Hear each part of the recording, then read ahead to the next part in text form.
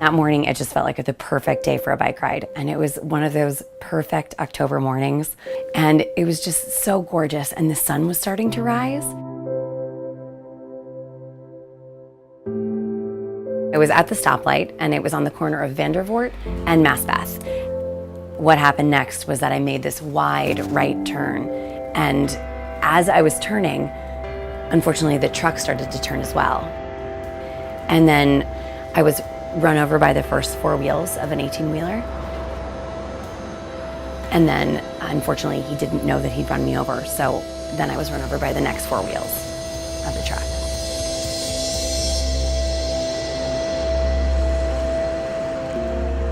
During the course of my accident, the 8 wheels of the truck broke all of my ribs, and I fractured my pelvis in 5 places. I also tore up a lot of my organs and punctured my lung. I had 10 surgeries.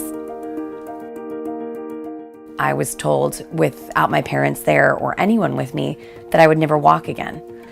So I found myself in a very defensive space when I went to Glen Cove. And I was not only defensive, but I was also terrified, because I knew that the physical therapy part was going to be a lot harder than just lying in my bed.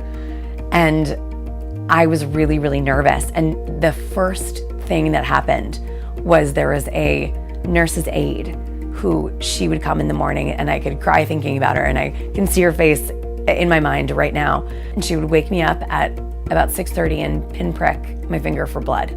But she was the first person who asked me if it was okay. And she asked me what my name was and how I was feeling.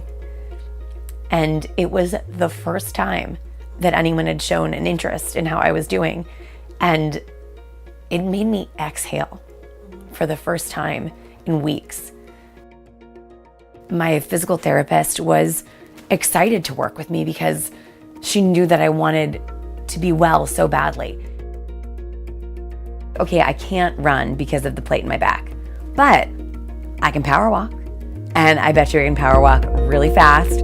I told myself yes until there was a hard no, and then when the hard no expressed itself, I was like, okay, well, how can I work around this? And the only thing that I could do was the elliptical machine. And I was like, well, okay, let's make that the thing.